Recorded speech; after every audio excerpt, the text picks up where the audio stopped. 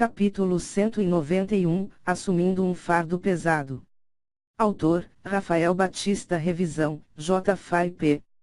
Zaltian, que tinha acabado de fazer uma promessa para aqueles dois mortos, tinha abdicado de todo o seu orgulho e chegou ao ponto de quase se humilhar enquanto aceitava os desabafos silenciosos do clã da graça. Por que você veio para cá? Youssef, que ainda não tinha dito nenhuma palavra, finalmente quebrou o seu silêncio, perguntando num tom irritado. Zaltian, por sua vez, colocou as duas mãos no solo e respondeu enquanto olhava para os caixões: eu vim para encarar as consequências dos meus atos, e para cumprir os desejos desses dois homens. Nós não precisamos de você. Youssef respondeu num tom frio: antes de você aparecer aqui, o nosso clã corria um sério risco de perder este lugar, mas nenhum de nós jamais foi assassinado. Foi você quem atraiu essa calamidade para nós. O que te faz pensar que é digno de cumprir os desejos do meu irmão e do ancião? Zaltian permaneceu na mesma posição e disse: eu realmente atraí toda essa calamidade para vocês, mas você está errado quando diz que não precisam de mim e que eu sou indigno de cumprir os desejos dos dois. Depois de dizer aquelas palavras, Zaltian ergueu a cabeça, olhou para o Youssef e falou: Youssef, sou eu quem deverá conviver com os pesos dessas duas mortes. Sendo assim, a obrigação de assumir as funções daqueles dois cabe a mim. Após o cair daquelas palavras, Youssef franziu os senhos e apontou para a saída do clã da graça enquanto gritava: suma daqui. Nós não precisamos da sua compaixão ou do seu falso sentimento de obrigação. Lentamente, Zaltian se levantou e respondeu: vocês gostando ou não? Eu já tomei a minha decisão. Eu ficarei aqui, pronto para ajudar qualquer um de vocês. As palavras do Zaltian deixaram claro que ele não sairia do clã da graça, mesmo que todos não o quisessem ali, ou que o mandassem ir embora. Por causa disso, o Youssef ficou ainda mais irritado, haja vista que aquele visitante não iria embora e eles não tinham a força suficiente para expulsá-lo. Contudo, enquanto Youssef se cegava, por causa de toda aquela ira, a voz do Zaltian caiu novamente. Num tom calmo, Zaltian falou enquanto apontava para os outros jovens do clã da graça: Youssef, seja sincero consigo mesmo.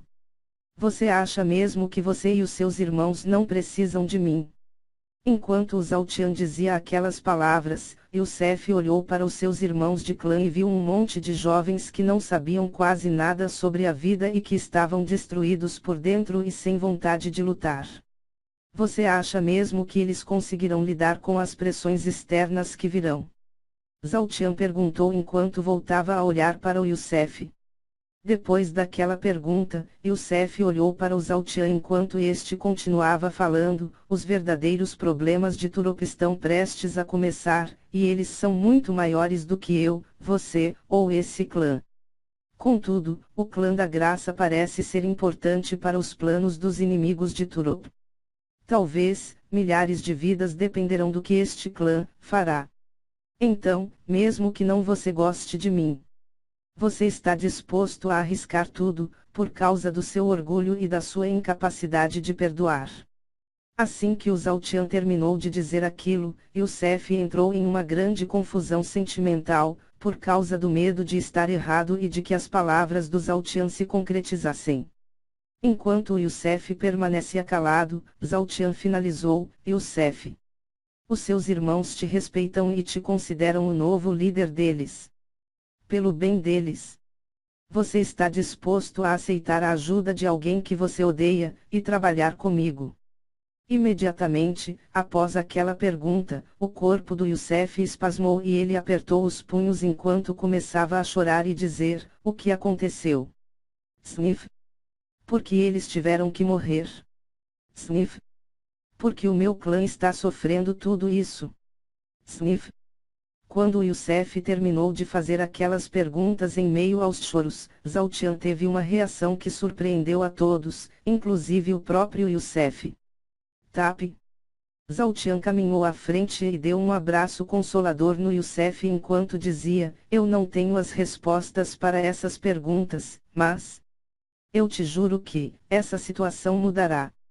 Reserve-se ao luto e guarde as boas lembranças daqueles que morreram. Enquanto o Zhao Tian abraçava o Youssef, e todo o clã da Graça lançava olhares de surpresa para aquela cena, Youssef finalmente se rendeu e retribuiu o abraço. Eu tenho que ser forte. Os meus irmãos se inspiram em mim e eu não posso desapontá-los. Youssef falou como se estivesse desabafando com o Zhao Tian. Não carregue toda essa carga, sozinho. Zhao Tian respondeu: antes de continuar, divida esse fardo comigo e deixe-me ajudá-lo a guiar os seus irmãos. Eu juro que eu não irei te decepcionar. Enquanto dizia aquilo, Zhao Tian imaginava o quão difícil era aquela situação. Youssef ainda era muito jovem, mas foi forçado a assumir um posto muito importante, em uma situação extremamente difícil e calamitosa. Aquele era um peso que a maioria dos jovens tremeriam só de pensar na possibilidade de carregá-lo. Contudo, Youssef aceitou aquele fardo, mesmo sem ter nenhuma experiência e estando com medo de não ser capaz de dar conta. Eu deixarei que vocês se despeçam, sozinhos. Zhao Tian falou enquanto soltava o Youssef e se retirava do local do funeral. Ele já tinha se despedido do Yondu e do ancião Namuk, então, os próximos momentos deveriam ser vividos somente pelos verdadeiros membros do clã da Graça, principalmente pelo Youssef, que tinha uma grande decisão a tomar. Dessa vez, graças ao abraço que deu no Youssef, Zhao Tian não sofreu nenhuma hostilidade enquanto caminhava entre os jovens do clã da Graça. Ele conseguiu passar por eles tranquilamente, pois eles até mesmo abriram o caminho para ele. O funeral prosseguiu e o Zhao Tian chegou à sede do clã da Graça. Moleque! Você está mesmo disposto a reerguer esse clã? Enquanto o Zhao Tian caminhava pelo complexo e tocava nas fornalhas desativadas, Gold perguntou. Foram poucas as vezes que eu estive tão certo de uma decisão. E essa é uma delas. Zhao Tian respondeu enquanto se abaixava e pegava uma barra de metal. Gold, você sabe que não pode ensinar nenhuma das suas duas técnicas da vida, para esses garotos, não sabe? Enquanto analisava aquela barra de metal e testava a resistência dela, Zhao Tian respondeu, eu estou ciente disso. O corpo supremo do rei, e os espíritos da vida, são técnicas que foram confiadas somente a mim e eu não tenho o direito de difundi-las para as outras pessoas. Gold, então. O que você ensinará a eles? Clang. Zhao Tian bateu a barra de metal no chão, antes de responder, eu criarei alguma técnica que possa ser usada por eles e transmitida e aperfeiçoada pelas próximas gerações. Depois que o Zhao Tian terminou de dizer aquilo, a barra de metal se quebrou e ele começou a procurar por outra enquanto o Gold dizia, poupe-me de mais uma das suas técnicas com nomes extravagantes.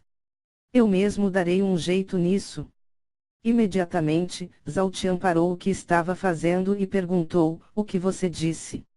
Você vai resolver o problema da técnica. Gold, por sua vez, transferiu algumas de suas memórias para o Zhao Tian, e disse, eu ajudei uma besta demoníaca a desenvolver essa técnica. Ela pertence a mim, tanto quanto ela pertence à besta, então. Eu posso dá-la a quem eu quiser. Assim que o Gold terminou de fazer e dizer aquilo, Zhao Tian teve o vislumbre de uma técnica chamada, Corpo Mutável de Morgultan.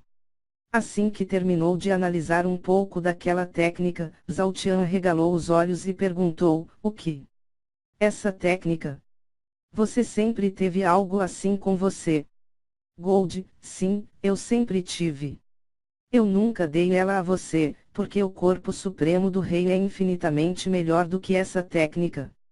O motivo da grande surpresa do Zhao Tian não era nem o fato do Gold ter dito que ajudou uma besta demoníaca a criar aquela técnica, era a forma de aplicação dela. Para usar aquela técnica que o Gold mostrou, o usuário deveria entendê-la e controlá-la por completo, antes de arriscar a sua vida e derrotar a besta demoníaca ideal, e fundir o seu próprio DNA com o DNA da besta. Era uma técnica que se assemelhava ao tigre branco original, a técnica de transformação que o Gurren usava. De acordo com a técnica, o usuário que a dominasse, e se fundisse com uma besta demoníaca adequada às suas características físicas e emocionais, teria uma capacidade de luta muito superior aos cultivadores comuns. Além de ser capaz de manter a sua aparência humana, quando necessário, ele será capaz de ativar o DNA da besta que reside em seu corpo, e, consequentemente, aumentar drasticamente o seu poder de luta enquanto se transforma em um misto de humano e besta. Gold. Eu não sei nem o que dizer, para te agradecer por isso, sem palavras para descrever o quão chocado e feliz estava. Zhaotian se ateve a sorrir e agradecer ao Gold, antes voltar a procurar por uma nova barra de metal. Após fazer alguns testes e não conseguir parar de pensar na técnica que o Gold lhe passou, Zhaotian conseguiu encontrar uma barra de metal que tinha os requisitos que ele procurava. Após fazer todos os testes visuais, de tato, e de resistência da barra metal, Zhaotian a colocou no chão e usou as duas mãos para desenhar diversos selos verdes no ar. Finalmente, após alguns minutos, Zhaotian terminou de desenhar todos os selos e formou uma matriz. Depois, ele pegou um dos núcleos profanos que tinha consigo e o colocou ao lado da barra de metal, antes de posicionar a matriz de selos, logo acima deles. Zoom!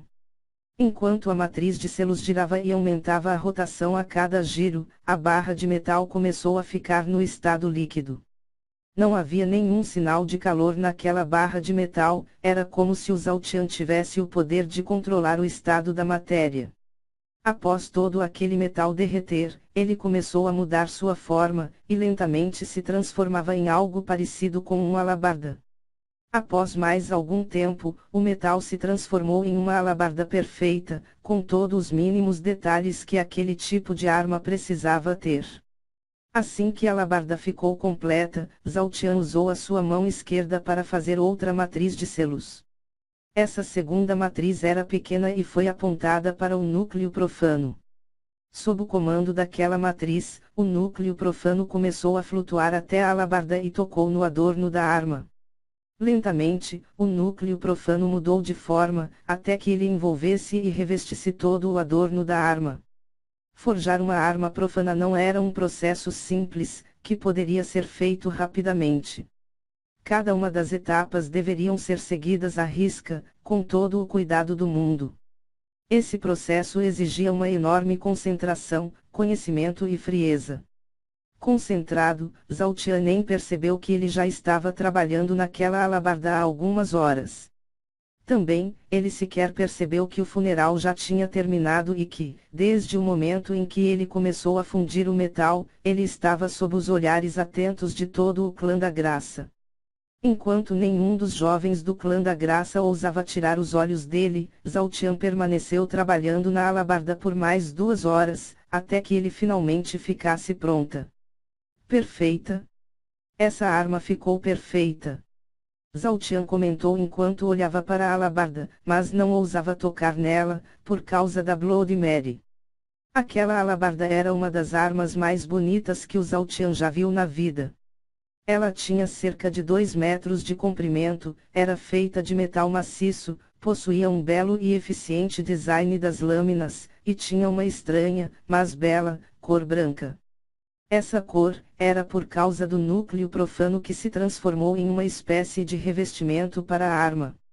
Enquanto admirava a arma, Zhaotian finalmente percebeu que estava sendo observado e olhou para trás. Vocês? Desde quando vocês estão aí?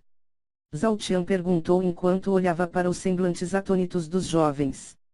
Ninguém respondeu o Zhaotian, até que um dos jovens tomou a iniciativa e caminhou à frente. Zhaotian ficou calado, observando a aproximação do jovem. Puf! Quando ficou a 3 metros do Zhaotian, o jovem se ajoelhou na frente dele, abaixou a cabeça e disse, por favor. Me ensine. Imediatamente, Zhaotian arregalou os olhos, mas antes que ele dissesse qualquer coisa, ele foi surpreendido quando houve a mesma reação por parte dos outros jovens do clã da Graça, que se ajoelharam e disseram, por favor. Nos ensine. Zhao Qian ficou com vontade de sorrir, mas ele não fez isso. Ele apenas olhou para o Youssef, que acenou com a cabeça para ele, e apontou para o depósito de metais enquanto falava: escolham uma boa barra de metal e retornem para cá. Imediatamente, todos se levantaram, se dirigiram ao depósito de metais e começaram a procurar pelos melhores materiais que podiam encontrar.